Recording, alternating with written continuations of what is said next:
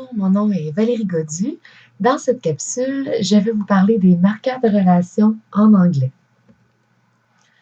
Premièrement, les marqueurs de relation.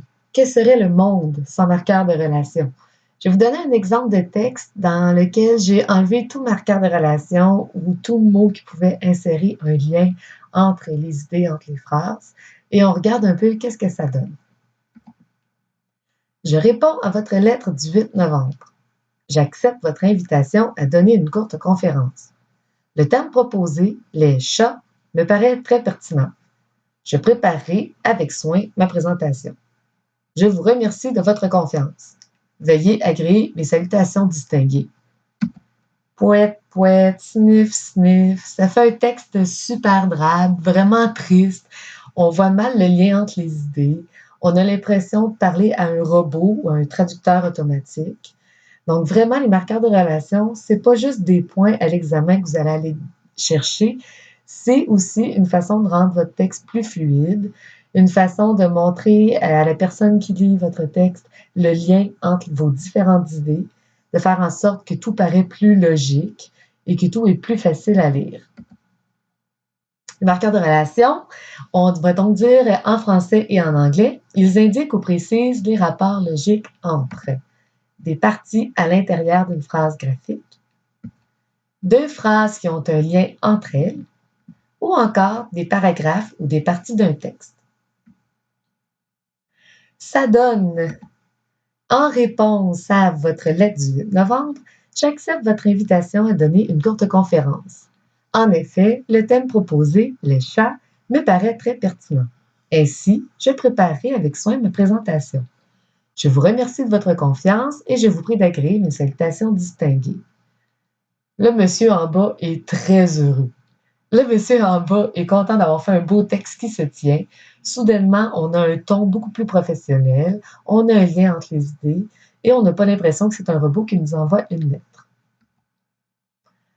En anglais, les marqueurs de relation, on appelle ça des transition words ou encore connecting words. C'est possible quand vous faites votre traduction ou quand vous rédigez un texte en anglais, d'aller en chercher sur le web. Vous allez écrire transition words directement dans Google. Vous allez obtenir des espèces de listes très longues dans lesquelles vous avez plusieurs marqueurs de relation. Au bout du compte, ces marqueurs de relation-là, l'important, c'est surtout de savoir sélectionner le bon et les utiliser au bon moment pour indiquer les bons liens. Donc, on en a plusieurs en anglais. Due to, first, as a result, but also, then, to conclude, however, because, in addition, yet, so, since, usually, therefore, finally, or, and.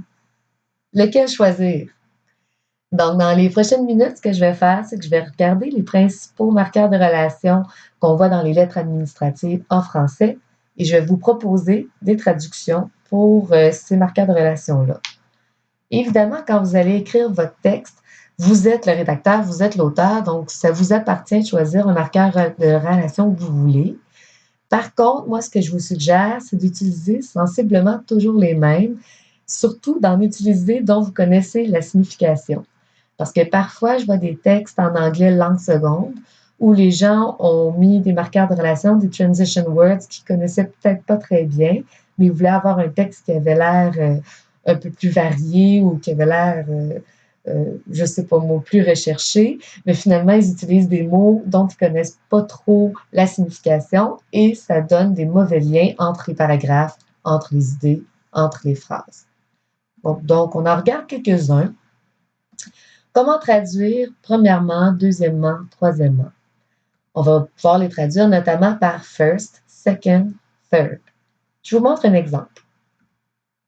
First, we wish to thank all our testers for their feedback and their determination to track down bugs. Donc, premièrement, nous aimerions remercier tous nos testeurs pour leur rétroaction et leur détermination à trouver les bugs. Comment on traduirait en effet? On ne traduira pas en effet par in fact, parce que in fact, ça veut dire en fait, et on n'a pas du tout le même lien de cause à effet. En effet, en anglais, on traduit par indeed. Ça donne We would indeed appreciate your ideas and comments. Nous aimerions en effet recevoir vos idées et commentaires. Par contre ou cependant va se traduire par however. I may be small, however, I am quite smart. Je suis peut-être petite, par contre, je suis très brillante. Malheureusement va se traduire par unfortunately. Unfortunately, we cannot send you the merchandise within next week. Malheureusement, nous ne pouvons pas vous envoyer la marchandise d'ici la semaine prochaine. On en voit encore quelques-uns. Grâce à ou à cause de ou parce que se traduit en anglais par because. Because our employees worked hard, we can now introduce you to our brand new copy machine. Donc, grâce au dur labeur de nos employés, on peut aujourd'hui vous présenter notre tout nouveau photocopieur. D'ici là va se traduire par in the meantime.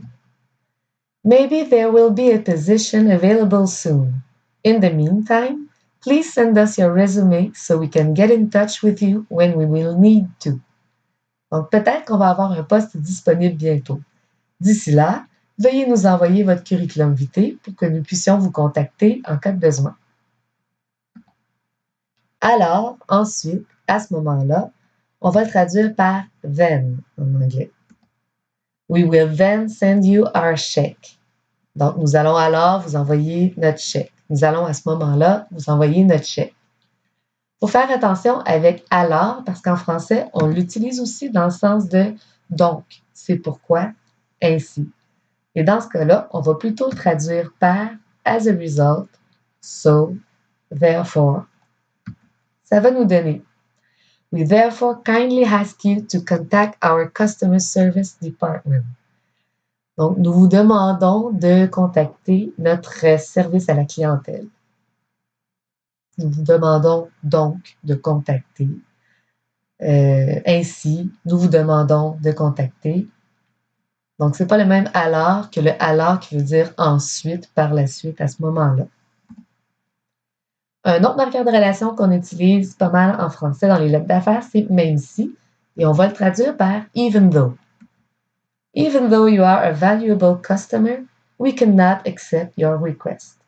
Donc, même si votre clientèle nous est importante, nous ne pouvons pas accepter votre demande.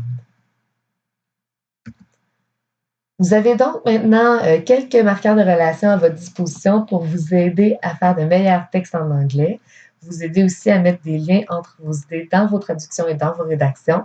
Alors, je vous invite à faire l'exercice sur les marqueurs de relation, mais surtout à prêter une attention particulière au fait de les insérer dans vos prochaines traductions, vos prochains exercices. Merci beaucoup!